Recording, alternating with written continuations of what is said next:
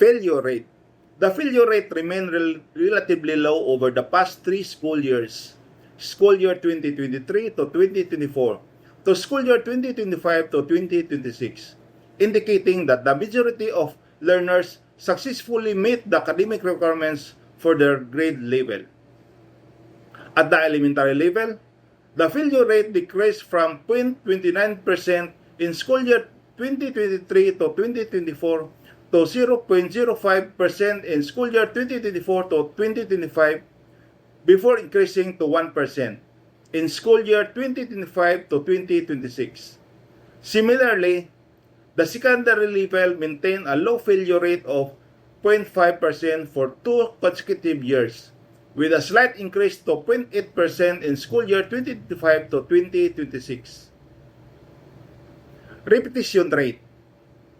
The data on repetition rate shows generally very low incidence of learners repeating a grade in both elementary and secondary levels, but with a noticeable change in the most recent school year.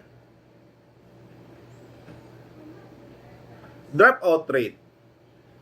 The data on dropout rate show a very positive situation in the elementary level, but a growing concern in the secondary level.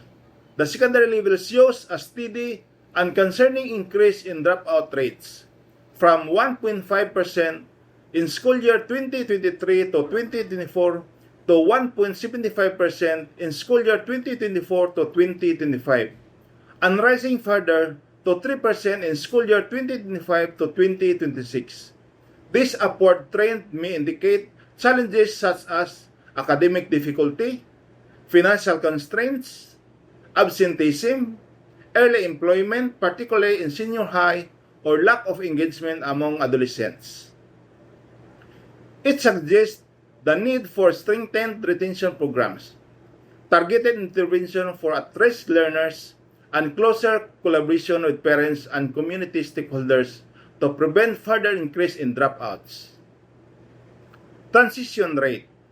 The transition rate in the elementary level remains very high, recording 100% in school year 2023 to 2024 and school year 2024 to 2025, but slightly declined to 97% in school year 2025 to 2026. This indicates generally strong learner progression, with only minimal cases of non-transition in the most recent year. In the secondary level, the transition rate fluctuated, improving from 91% in school year 2023 to 2024 to 98.5% in school year 2024 to 2025, but dropping significantly to 83% in school year 2025 to 2026. They suggest emerging challenges in learner progression that may require targeted intervention and stronger academic support. Retention rate. The retention rate remains high in both levels, showing strong learner staying power in schools. In the elementary level, it stayed consistently high, from 98.1% in school year 2023 to 2024 to 99.24% in school year 2024 to 2025, then slightly dropped to 98% in school year 2025 to 2026, but still indicates strong retention. In the secondary level, it steadily improved from 95.5% to 97%, and then 99%, showing a positive trend in keeping learners in school and reducing dropouts. Achievement rate. The achievement rate in the elementary level remains relatively stable across the 3 school years, with only slight fluctuations. It increased slightly from 88.66% in school year 2023 to 2024 to 88.89% in school year 2024 to 2025, showing a marginal improvement in learner performance. However, it slightly declined to 87.6% in school year 2025 to 2026. Overall, the trend suggests that learner achievement is generally steady but indicates a need for continued strengthening of instructional strategies to sustain and improve academic performance. Nutritional status. Before we proceed to the presentation of the nutritional status, let us take a moment to recognize that the well-being of our learners is a vital foundation for effective learning. Nutrition plays a key role in their growth, health, and academic performance. With this, may we now present the data on the nutritional status. The nutritional status of learners show that the majority are consistently classified under the normal weight category across all school years, although this proportion shows a gradual decline from about 91.27% in school year 2023 to 2024 to 90.9% in school year 2024 to 2025, and further down to 88.95% in school year 2025 to 2026. And in contrast, the proportion of overweight learners show a steady increase, rising from 4.92% to 6.49%, and then to 8.7% over the same period, indicating a growing concern on overnutrition. On the other hand, both wasted and severely wasted categories show a continuous decrease, with wasted learners declining from 3.2% to 2.28%, and then to 2.08%, while severely wasted learners decreased from 0.62% to 0.34%, and finally to 0.28%. Overall, while there is clear improvement in reducing of undernutrition cases, the rising trend in overweight learners highlights the need to strengthen nutrition programs and promote healthier dietary and lifestyle practices among learners. Number 4. Resource mobilization. Let us now turn our attention to the fourth area of concern, resource mobilization. Education becomes stronger through collaboration and shared support.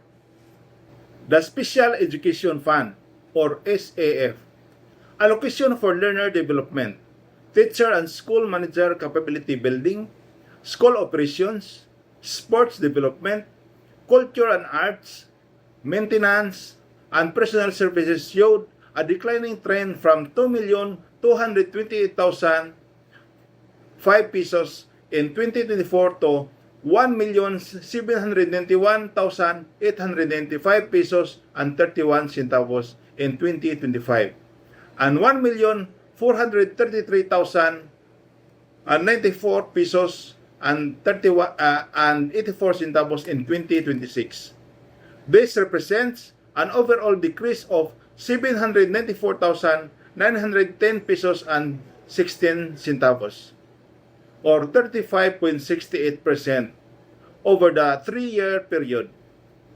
Despite the reduction in funding, the allocation continues to support essential educational programs and services, emphasizing the need for efficient resource management and prioritization of expenditures.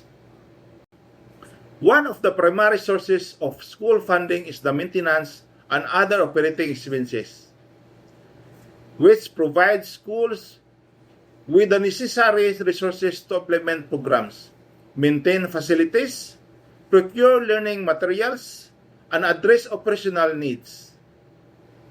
The graph shows a consistent and significant increase in the maintenance and other operating expenses, or MOOE funds. Funds allocated to schools in the Maribog district over the past 3 school years from 9.02 million in school year 2023 to 2024, the MOOE allocation increased to 11.8 million in school year 2024 to 2025, and further rose to 16.86 million in school year 2025 to 2026. This represents an overall increase of approximately 87% from school year 2023 to 2024 to school year 2025 to 2026. This upward trend reflects the government's continued commitment to strengthening school operations and supporting the growing needs of learners and educational institutions. Another important source of support for our schools comes from our parents and community stakeholders through the Parents Teachers Association or PTA. The PTA fund showed a consistent upward trend over the 3 school years, increasing by about 44% from school year 2023 to 2024 to school year 2024 to 2025, and by another 20% from school year 2024 to 2025 to school year 2025 to 2026. Overall, the fund grew by approximately 73% over the 3-year period. This steady increase reflects the growing support and active participation of parents and stakeholders in school programs and activities. Aside from the MOOE and PTA fund, our school canteens also contribute to resource generation and help support various school programs and activities. The canteen fund exhibited a steady increase over the 3 school years, growing by approximately 93% from school year 2023 to 2024 to school year 2024 to 2025, and by a further 23% from school year 2024 to 2025 to school year 2025 to 2026. Overall, the fund increased by about 138% during the 3-year period. This positive trend indicates improved canteen operations and increased utilization of canteen services. As I conclude the State of Education address, we have seen both the achievements we celebrate and the challenges that remain before us. The progress in site development and infrastructure, teacher enhancement, children's development, and resource mobilization reflects our collective commitment to providing quality education for every learner in Maribojoc.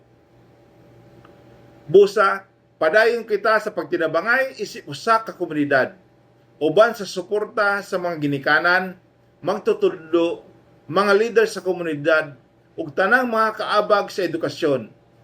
Atong matuman ang atong mga tinguha nga matag batang maribukanon makadawat og di kalidad og makahuluganong nga edukasyon. Isip insong inyong mayor, akong gipasalig kaninyong tanan nga atong lokal nga pagagamhanan magpadayon sa suporta sa edukasyon ug sa pagpalig-on sa mga programa ug inisyatibo nga makatabang sa papauswag sa kahimtang sa atong mga eskwelahan o mga kabataan. Daghang salamat.